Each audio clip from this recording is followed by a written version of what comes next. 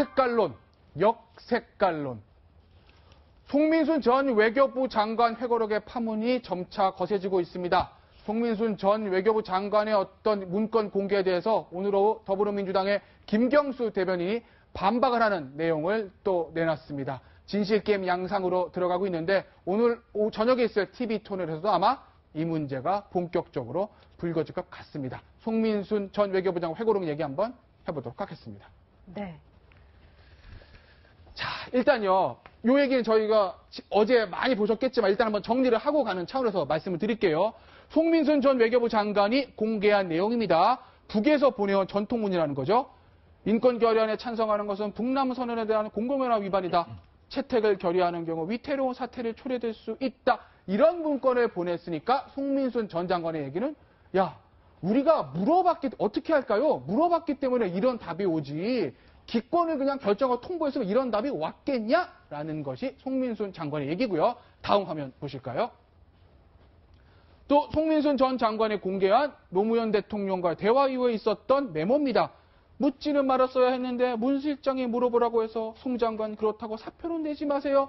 북에 물어본 거는 문재인 당시 비서실장의 결정이다. 이 메모를 보면 알 수 있다라는 것이 송민순 전 외교부 장관의 주장이었는데 오늘 오후에 이에 대해서 더불어민주당의 김경수 대변인이 반박하는 논평을 냈습니다. 그 얘기 한번 들어보시겠습니다.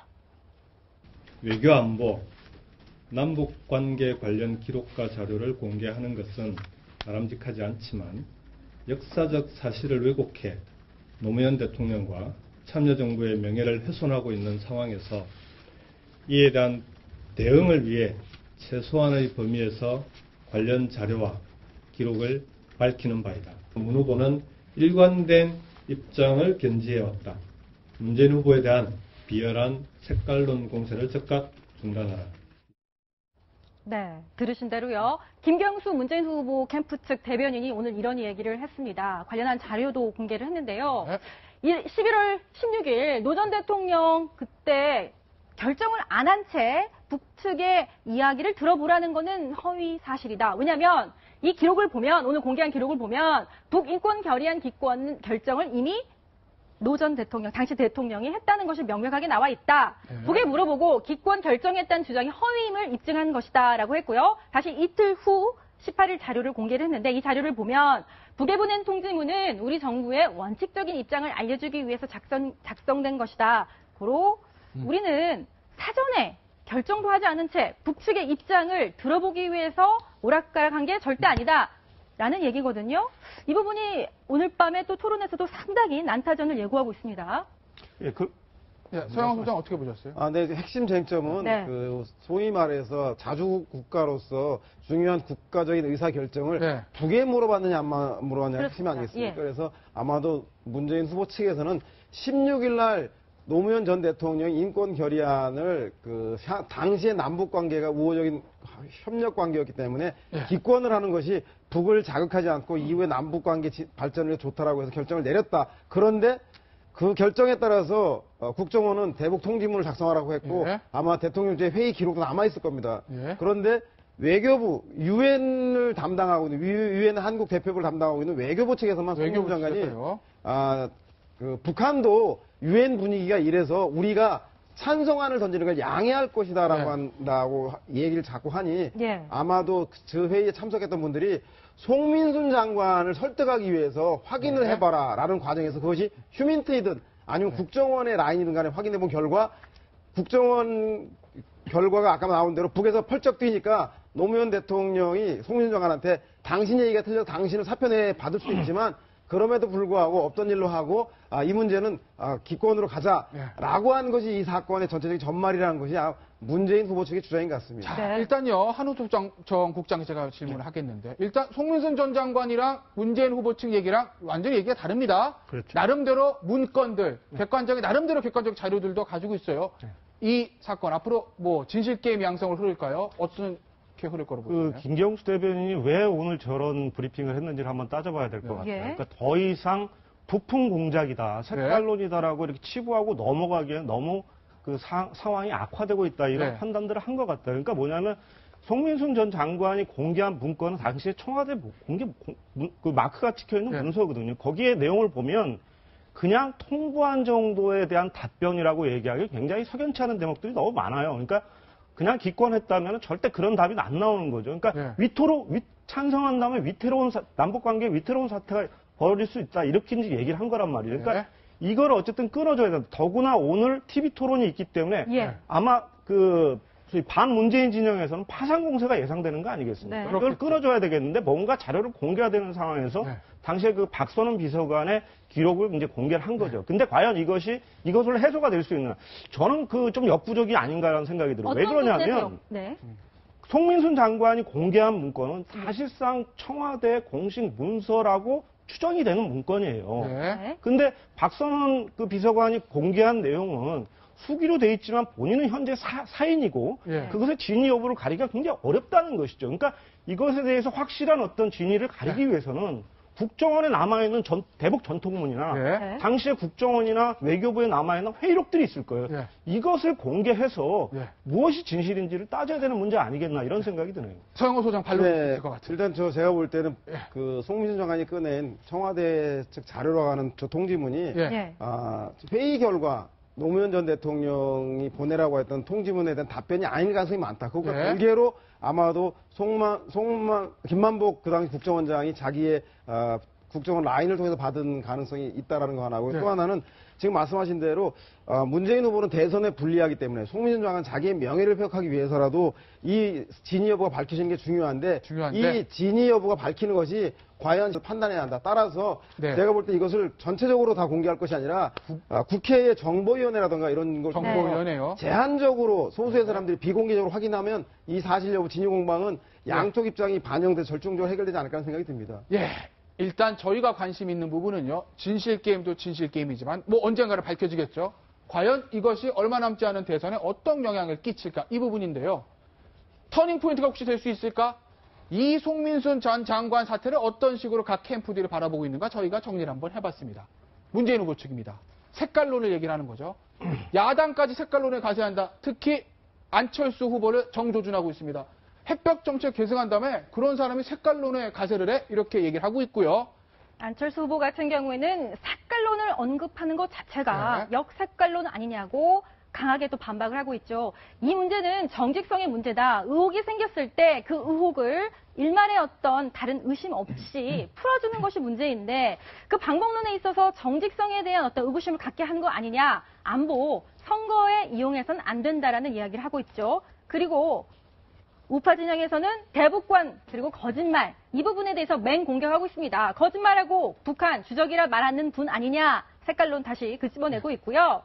또 네 번째 말 바꾸기 아니냐. 거짓이면 후보 자격 없다. 이렇게 보고 있는데 정말 오늘 TV 토론 난타전이 될 것 같네요. 그렇죠. 이게 지금 보면 왜 하필 이 시점, 이 문제는 이번에 나온 게 아닙니다, 사실. 네. 이미 지난번에 작년에 송민순 전 장관의 어떤 네. 토론이 나왔을 때부터 이미 쟁점이 됐던 사안이에요. 네.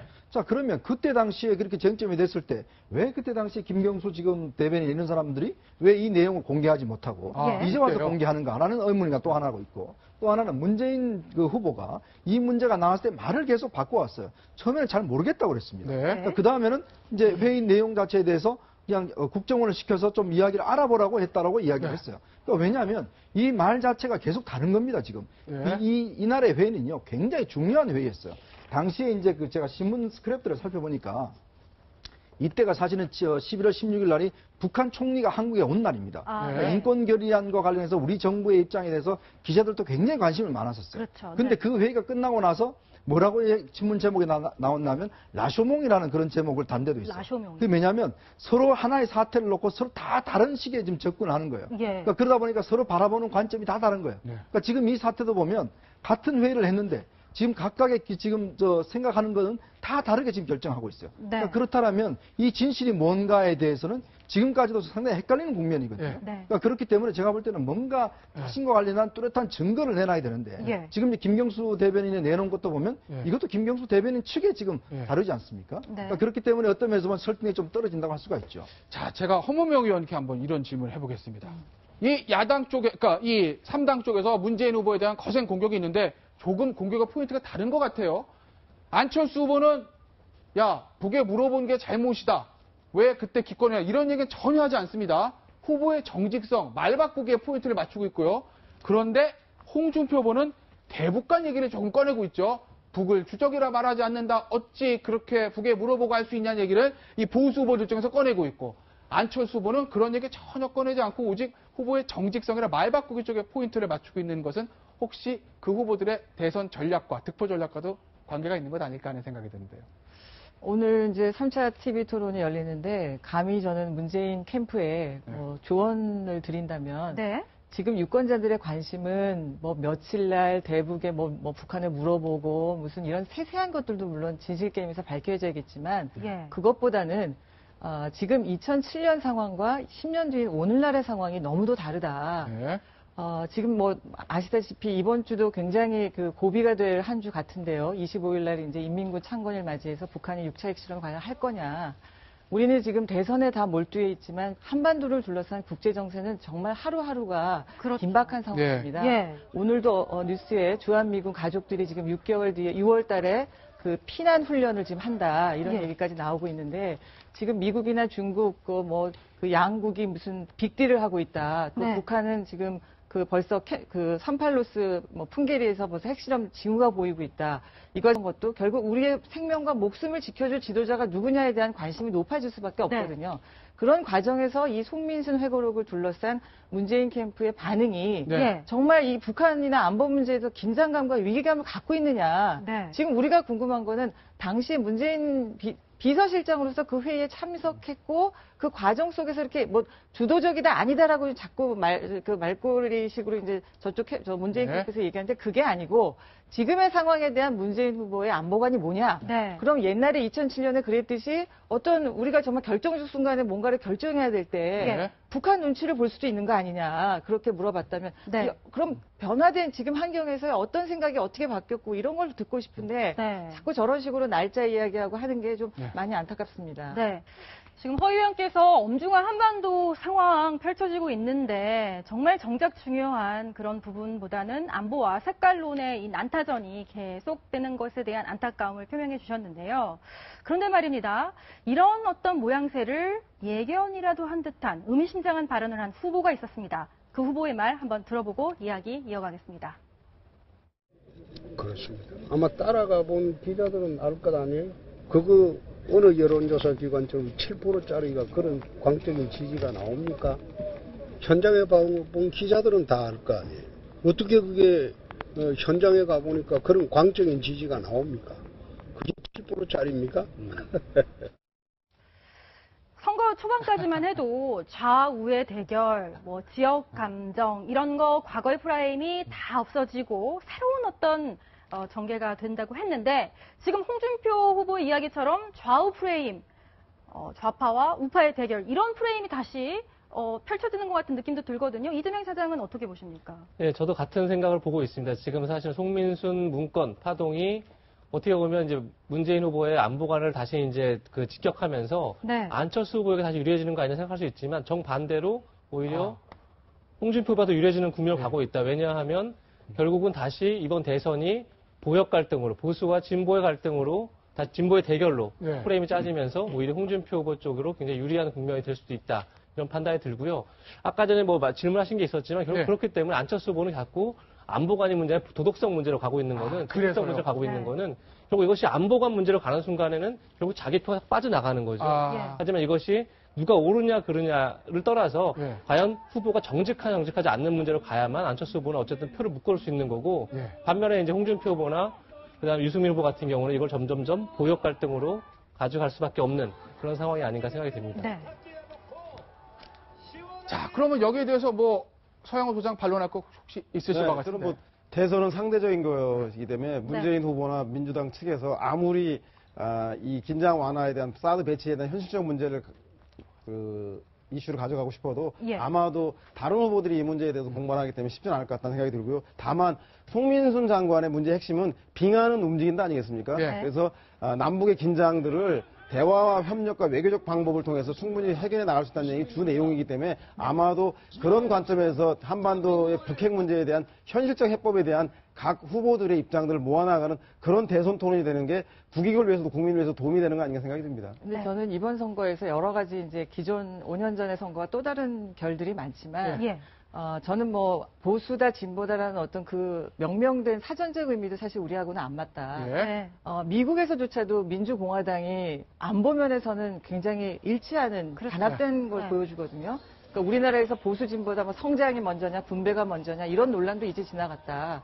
근데 왜 우리는 이렇게 분단된 상황에도 불구하고 북한 문제에 관해서 이론이 있는지 이건 굉장히 안타까운 현실인 것 같고요.